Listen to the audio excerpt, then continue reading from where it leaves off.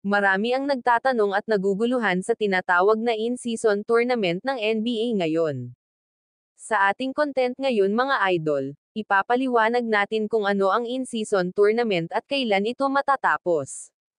Ipapaliwanag natin isa-isa mga lodi. Ang in-season tournament ay binubuo ng 6 na bracket, 3 sa Eastern Conference at 3 rin sa Western Conference.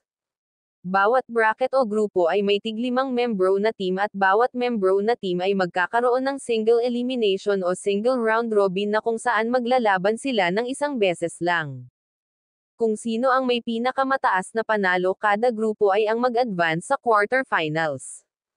Bali 3 grupo lahat bawat conference, 3 sa Eastern Conference at 3 rin sa Western Conference.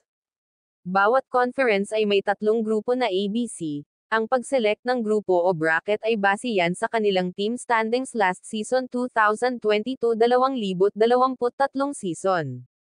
Ang Eastern Conference Bracket A kasama dyan ang kanilang updated in-season tournament team standings kabilang ang Indiana Pacers na may 3-0 win-loss records.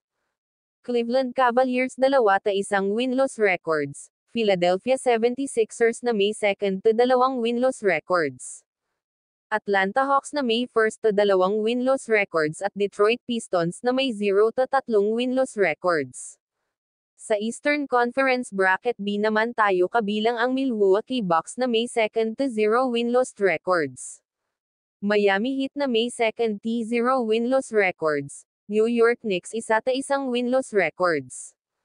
Charlotte Hornets 1-2 win-loss records at Washington Wizards na may 0-3 win-loss records. Sa Eastern Conference Bracket C kabilang ang Boston Celtics na may 2-0 win-loss records. Brooklyn Nets 2-1 win-loss records. Orlando Magic 2-1 win-loss records. Chicago Bulls 0-2 win-loss records at Toronto Raptors na may 0-2 win-loss records.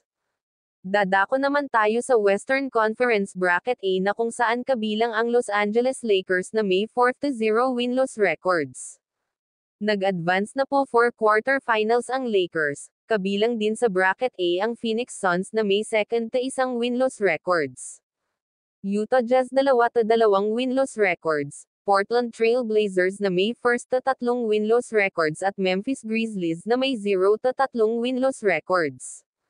Sa Western Conference Bracket B kabilang ang New Orleans Pelicans na may 2-1 win-loss records. Denver Nuggets 2-1 win-loss records, Houston Rockets na may 1-1 win-loss records. Dallas Mavericks 1-2 win-loss records, Los Angeles Clippers na may 1-2 win-loss records. Samantalang sa Western Conference Bracket C kabilang ang Sacramento Kings na may 2-0 win-loss records. Minnesota Timberwolves 2-0 win-loss records, Golden State Warriors na may 1-1 win-loss records. Oklahoma City Thunder na may 1-2 win-loss records at San Antonio Spurs na may 0-3 win-loss records. So makikita mo sa gilid na may plus-minus points difference at total score ay magagamit ang mga ito kung magkaroon ng double tie at triple tie na magsilbing tiebreaker.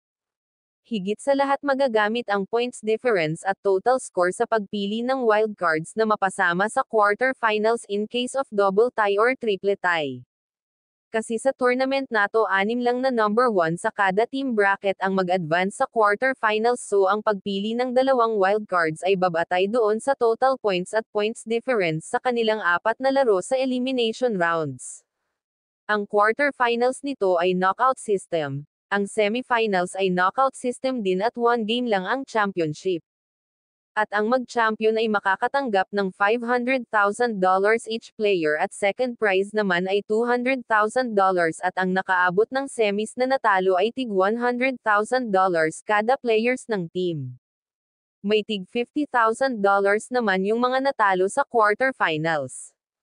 A total of 67 games lahat kasama ang championship. Ang lahat ng laro sa in-season tournament ay kasama sa team standings ng regular season except lang yung championship. Ang quarterfinals nito ay gaganapin ngayong December 4 and 5 at December 7 naman ang semifinals. Nag-umpisa ang in-season tournament na ito last November 3 at magtatapos naman ngayong December 9.